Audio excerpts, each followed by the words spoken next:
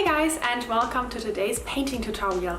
In today's video I'm going to show you my complete process of my newest oil painting, the Immortal Bird. I will share some of the tips and some of the strategies that I apply to paint such an intricate and detailed painting. However, this video is probably around 10 minutes short.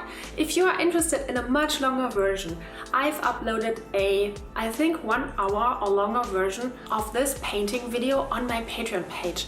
And it is completely explained, the whole process. I've added a real-time voiceover to it, so I would have the video open and explain like every step that I do.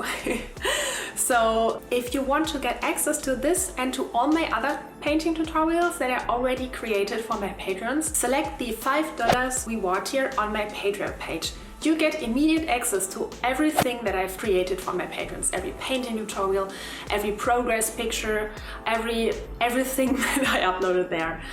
Since the Patreon search function is not the greatest, I also added a list of my painting tutorials on my website. I will leave a link down in the description for you so that you can have an overview. I offer both watercolor and mixed media tutorials and oil painting tutorials. So if you are more of an oil painter or more of a watercolor painter, there should be something informative for you there. I also uploaded a video how I prepared this oil painting.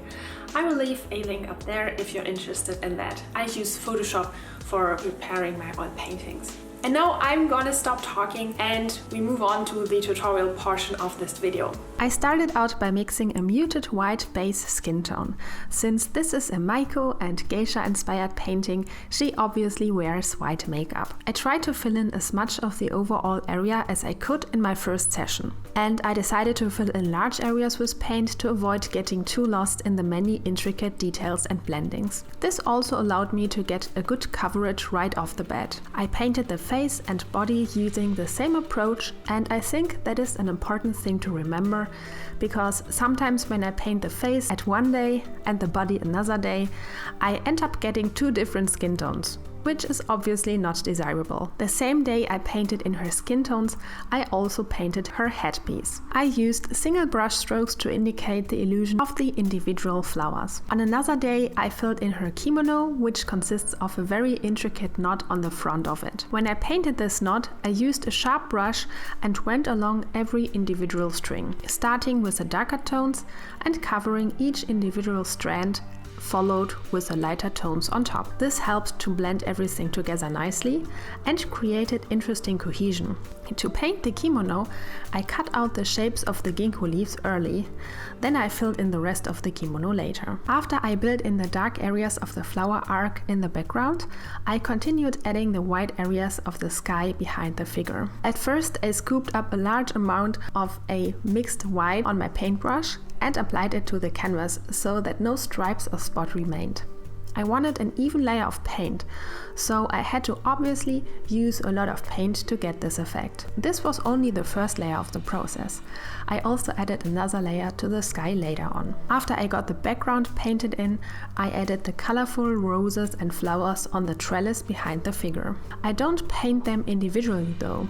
Instead, I found all of the areas that matched a certain paint tone and I add the paint color to those areas. It would take forever if I would have painted the details of each of the flowers individually. Using this technique, I can fill in large areas quickly, and it creates the illusion that each flower is separate and unique. It feels almost like I am filling in a puzzle, except instead of finding the right spot for an individual puzzle piece, I dab in the different colors using one paint stroke after another to create the desired effect that makes up the trellis of flowers. It helped to use a sharp brush for the background and foliage so that the brush can be used almost as a drawing tool. I couldn't use my usual rose painting techniques to paint the lilies though. To paint these properly, I used the technique that I typically tend to use for more complex aspects of a painting. I started by using the darker and midtones and then added the lighter ones on top. I made sure to use a small amount of paint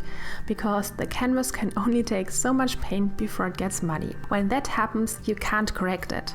So when you have something fine to paint, I recommend initially using a thin layer of paint and then going back in with more paint to correct things as needed afterwards. Next, I added the color of the kimono, which was a bright blue, and I started this process by cutting out individual ginkgo leaves that are featured in white on the kimono. If I started the other way around and added the blue first to the overall background, then adding the white of the ginkgo leaves, I wouldn't have been able to cut out every single leaf individually, so this technique helped to keep the leaves looking quite pretty, crisp and clean. After I got the initial layer of the face, I added a second layer of paint to her face as well. Normally I use 2 to 3 layers of paint to complete portraits. Obviously I have to wait until each layer is completely dry before adding another layer.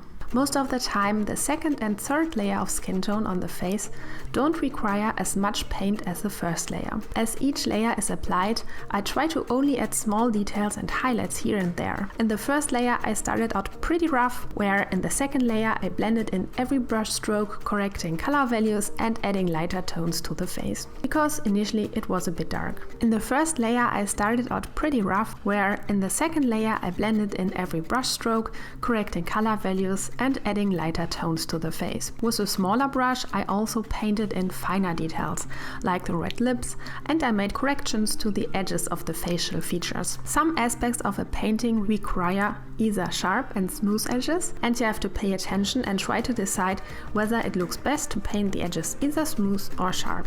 Then I painted in the hands and the upper part of the body, and this portion of the painting took me quite a bit of time, because it involved correcting color values and mixing the right amounts of various skin tones to get the shadows and gradients. It doesn't matter what part of the body or finger I'm focusing on, every little area of the image has a different color and a different color value, so I place the individual colors next to each other and I mix them and add more color and blend it again. It takes quite a lot of work and it's a bit different than painting foliage. As humans, we know when we look at another human when something looks bad or off. We are able to detect this pretty quickly. When we look at a person's skin tone or facial features, we might see the flaws more easily because we look at one another every day and we are more discerning for that reason. On the other hand, when we are painting something like a plant or a pet, we might get away with allowing our images to become more abstract because we don't usually scrutinize things so carefully. So when we are painting a person, it takes a lot of work, especially fingers and hands. Therefore, I put a lot of effort into these elements of a figure. In fact, it is such a precise effort that I sometimes spend several hours on each hand to get them looking just right. I tend to use a small brush on the hands and a larger brush on other areas of the skin to make sure that certain surfaces don't look patchy, which can sometimes happen when dabbing painting into small areas. In the final stages of the painting, I added a lot more details to the flowers and I refined the individual flowers. I also added some little tidbits of foliage and leaves too.